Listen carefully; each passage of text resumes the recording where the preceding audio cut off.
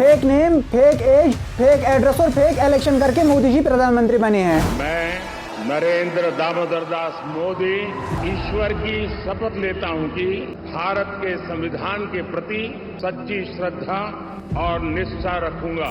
एक ही आदमी महाराष्ट्र, यूपी और कर्नाटक तीन जगह पर वोट डाल रहा है। पूरा सिस्टम उड़ा दिया है, चोरी हो रही है। बीजेपी 2024 की इलेक्शन 25 सीटों से जीती है और वो सभी 25 सीटें बीजेपी धांधली करके जीती हैं।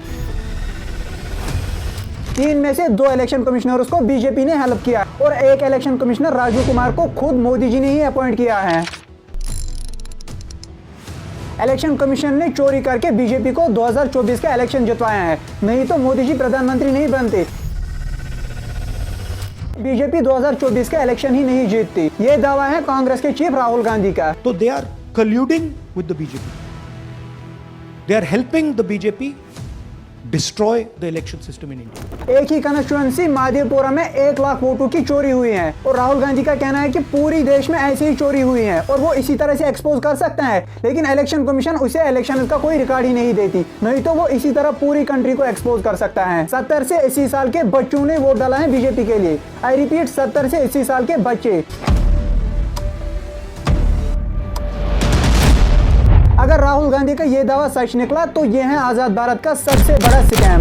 Rahul Gandhi's sensational press conference in which he dropped this atom bomb. लड़ाई है, ये राजनीतिक नहीं है, ये कॉन्स्टिट्यूशन की लड़ाई है, कॉन्स्टिट्यूशन को बचाने की लड़ाई है, वन मैन वन वोट की लड़ाई। राहुल गांधी लगातार कई दिनों से एक एटम बॉम्ब को फोड़ने की कोशिश कर रहे हैं।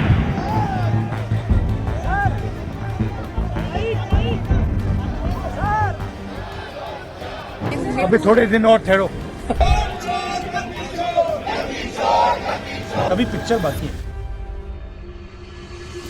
7 अगस्त 2025 को राहुल गांधी एक फुल डेडिकेटेड कॉन्फ्रेंस करते हैं वोट चोरी पर, जिसमें उन्होंने वर्ड बाय वर्ड प्रूव किया कि कैसे इलेक्शन कमीशन ऑफ इंडिया ने बीजेपी को हेल्प किया है 2024 का इलेक्शन जीतने में। और उनके पास सिर्फ एक ही कंस्टिट्यूएंसी महादेवपुरा का डाटा था, जिसमें उन्होंने प्रूव किया कि 1 लाख वोट्स की चोरी हुई है और वो भी सिर्फ एक ही कंस्टिट्यूएंसी महादेवपुरा में। यहाँ पर वोट्स की चोरी 5 तरीकों से हुई है। पहले तो थे डुप्लीकेट वोटर्स। 11,965 वोटर्स बिल्कुल डुप्लीकेट थे। डुप्लीकेट मतलब यहाँ तो उनका खुद का नाम नहीं था, यहाँ फादर का नाम था। यहाँ अगर था तो ABCD करके कुछ नाम था और इसी वोटर आईडी पर, वोटर आईडी तो फेक थी, ABCD किसी का नाम नहीं हो सकता, और इसी फेक वोटर आईडी पर एक रियल इंसान ने बीजेपी को वोट डाला और इसी मेथड से 12,000 वोट्स की चोरी हुई है। इनका नाम महाराष्ट्र में है, कर्नाटक में है, उत्तर प्रदेश लखनऊ में है और कर्नाटक बेंगलोर अर्बन में है। Same photo same address. Gurkirat Singh Dang, इनका नाम 116, 124, 125 एंड 126 में 4 बार। Father's name ILSDHFHUG। दूसरा था फेक एंड इनवैलिड एड्रेस, जिसमें 40,000 फेक एड्रेस वाले वोटर्स ने वोट डाले। देखिए, आपको जो वोटर आईडी मिलती है उस पर आपका एक परमानेंट एड्रेस होता है, उसमें यहाँ तो फेक एड्रेस था, यहाँ हाउस नंबर 0 रखा गया था। मीन्स एक आदमी ने वोट तो डाला है, लेकिन वो कौन है, कहाँ से है, इसका कोई रिकॉर्ड नहीं था। Thousands and thousands of these people. No address, house number 0. Father's name ILSDHFHUG। तो थोड़े और फादर्स नेम दिखाओ, ये बड़े इंटरेस्टिंग नाम है। नहीं, आप हंस रहे हो भैया, पूरा सिस्टम उड़ा दिया है, चोरी हो रही है। तीसरा था bulk voters at one address. Means एक ही जगह पर एक ही रूम में मल्टीपल वोटर्स रजिस्टर्ड थे। यहाँ तक कि एक जगह पर तो एक ही रूम में 80 वोटर्स को रजिस्टर किया गया था। मींस एक रूम में 80 लोग रहते हैं जिन्होंने बीजेपी को वोट डाला, लेकिन जब रियलिटी में उस रूम को देखा गया वहाँ पर कोई रहता ही नहीं था। House number 35. 80 voters live in this house. We sent people to check. They got beaten up. These 80 people live in this house. It's a single story, single room house. अगला मेथड है फेक फोटोज का, जिसमें 4,132 fake photos लाए गए थे। Means voter ID तो थी, लेकिन उस पर यहाँ तो फोटो नहीं लगा था, यहाँ फोटो इतना स्मॉल था कि उसे जूम करके देखा नहीं जा सकता था कि एक्चुअल में ये कोई इंसान भी है या नहीं। और जहाँ पर फोटो था वो इतना ब्लर था कि उसे पहचानना ही मुश्किल हो जाता था। There are 4,000 voters. These are the photos. Either no photo or a photo that is so small that you can't see them. That's a copy of a voter list. You can see no photos.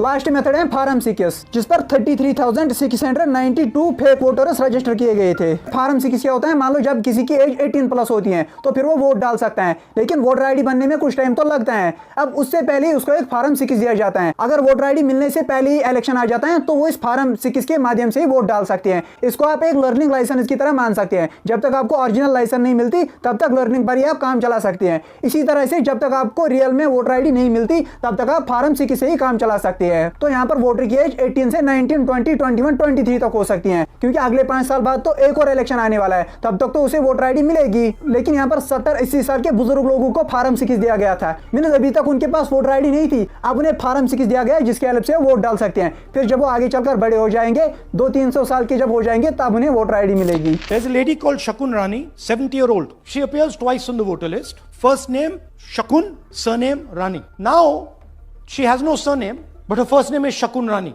So she becomes a voter twice, age 96, age 95. This entire list does not contain a single person between the age of 18 and 25.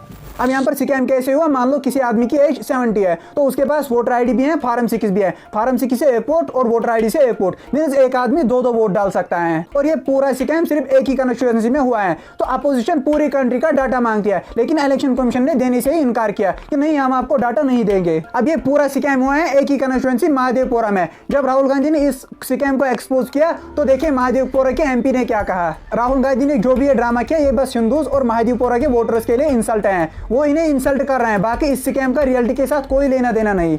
सवाल यह है कि अगर इतना बड़ा scam हुआ है तो इलेक्शन कमीशन ने वापस क्या कहा। अब आते हैं वापस इलेक्शन कमीशन के पक्ष पर, उन्होंने क्या कहा। सबसे पहले जब राहुल गांधी ने ये एक्सपोज किया तो इलेक्शन कमीशन ने कहा कि अगर आपको सच में यकीन है हमने स्कैम किया है, हमें रिटन एक एफिडेविट दे दो, तब हम इस बात की छानबीन करेंगे। यहाँ में एफिडेविट लिख के दो, यहाँ ओथ ले लो। खाओ माँ कसम। अरे कसम की कौन सी बात हुई आप? अरे मैं माँ कसम खा रहा हूँ, मैं क्या नाम बीजेपी के साथ हूँ, आप माँ कसम खाओगे क्या? लेकिन सवाल यह है कि राहुल गांधी ने एफिडेविट क्यों नहीं दिया। अगर स्कैम हुआ है उसको तो एफिडेविट देना चाहिए, लेकिन आईपीसी 191 और 192 के अकॉर्डिंग अगर स्कैम नहीं हुआ है, अगर इतना बड़ा स्कैम नहीं हुआ है और राहुल गांधी ने एफिडेविट दे दिया, तो इस पर राहुल गांधी पर ही केस हो सकता है, उसको बहुत बड़ा फाइन और 7 साल की जेल हो सकती है। मीन्स अगर सच में स्कैम हुआ है तो राहुल गांधी को लिख के अपने दम पे बोलना होगा कि हाँ स्कैम हुआ है, अगर नहीं हुआ तो मैं जेल जाऊंगा।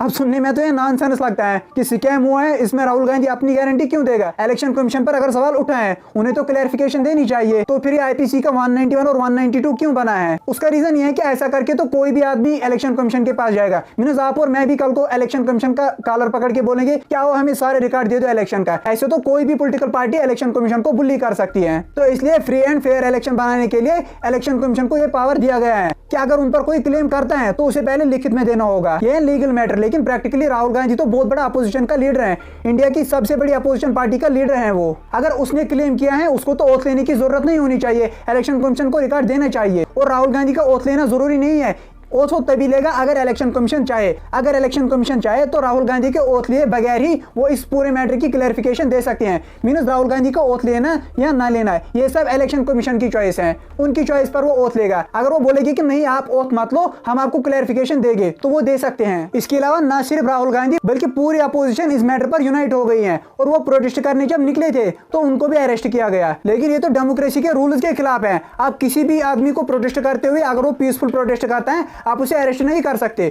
और इतने बड़े बड़े नेता आप देखो, राहुल गांधी, अखिलेश यादव, इन बड़े बड़े पॉलिटिशियंस को भी अरेस्ट किया गया। तो क्या ये धांधली नहीं है? लेकिन नहीं, ये भी इलेक्शन कमीशन का पावर है, क्योंकि उसका भी रीजन यही था कि इलेक्शन कमीशन को फ्री एंड फेयर इलेक्शन करने थे। अब कोई भी पार्टी उनके खिलाफ आवाज ना उठाए, उनको बुली ना करे, इस वजह से उन्हें ये पावर्स दिए गए थे। मेरी शक्तियों का गलत इस्तेमाल किया गया माँ, ये दुनिया बहुत खराब है माँ। लेकिन अब आपका क्वेश्चन होगा, जब ये वोट्स हो रहे थे, जब ये वोटिंग हो रही थी, तो उस टाइम पर सीसीटीवी भी तो थे।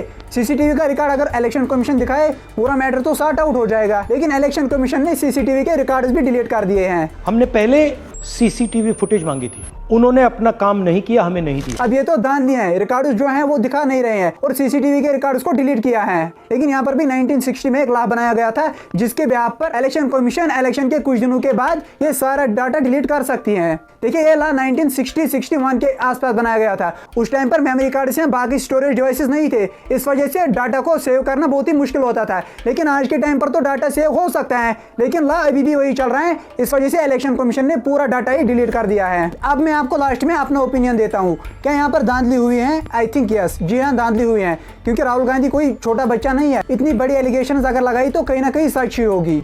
और दूसरी तरफ इलेक्शन कमीशन ऑफ इंडिया ने भी क्लियरली नहीं बोला कि राहुल गांधी फेक हैं, बल्कि उन्होंने ये बोला कि ओथ ले लो। अगर राहुल गांधी की बात में कोई सच्चाई नहीं होती फिर तो इलेक्शन कमीशन ओपनली बोलती कि ये सब झूठ है और रिकॉर्ड्स दिखा देती। उससे क्या होता, राहुल गांधी की रेपुटेशन डाउन होती और इलेक्शन कमीशन की रेपुटेशन अप हो जाती। लेकिन उन्होंने सारे मैटर को सस्पिशियस खुद ही बनाया। दैट मीन्स धांधली तो हुई है। लेकिन हो सकता है राहुल गांधी ने नंबर उसको एग्जैजुरेट किया है। मींस जहां पर 10 वोट चोरी हो गए थे उसने 15 या 20 बोल के इस मैटर को थोड़ा सा बड़ा बनाया है, क्योंकि जितना बड़ा मैटर उतना ज्यादा दिखेगा। अगर वो बोलता 10-20 वोट्स की चोरी हो गई तब तो ये पूरा इग्नोर ही हो जाता। अब उन्होंने एक ही कॉन्स्टिट्यूएंसी में 1 लाख वोट्स की चोरी बताई है। दैट मींस आप देखो कि पूरी कंट्री का अटेंशन इसी मैटर को मिला है। तो इस वजह से मैटर को हाईलाइट करने के लिए राहुल गांधी ने इसे एग्जैजुरेट किया है। लेकिन दूसरी तरफ अब वो ओथ नहीं ले सकते। क्यों नहीं ले सकते? क्योंकि अगर इलेक्शन कमीशन ने चोरी की भी होगी लेकिन राहुल गांधी के नंबर एग्जैजुरेट निकले तो फिर राहुल गांधी को 7 साल के लिए जेल जाना पड़ेगा। अब देखो राहुल गांधी के पास 2 चॉइसेस थी, या तो सही सच नंबर्स बताओ तो अब वो ओथ ले सकता है, या एग्जैजुरेटेड नंबर्स बताओ लेकिन अब वो ओथ नहीं ले सकते।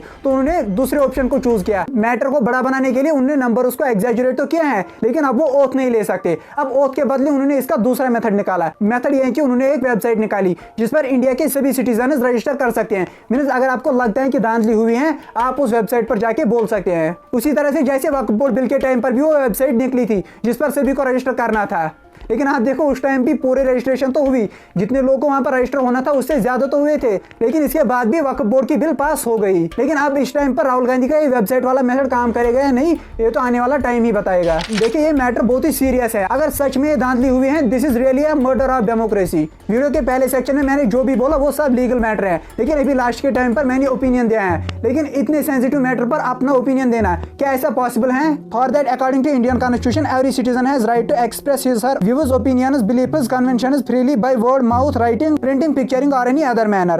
अब ये मैटर सच है या नहीं तो फ्यूचर में ही पता चलेगा। लेकिन अब इंडिया के लोग इलेक्शन कमीशन से बहुत ज्यादा हेट करने लगे हैं कुछ दिनों से, लेकिन पूरी दुनिया के लोग इंडिया से क्यों हेट करते हैं ये सब जानने के लिए आप यहाँ पर क्लिक कर सकते हैं।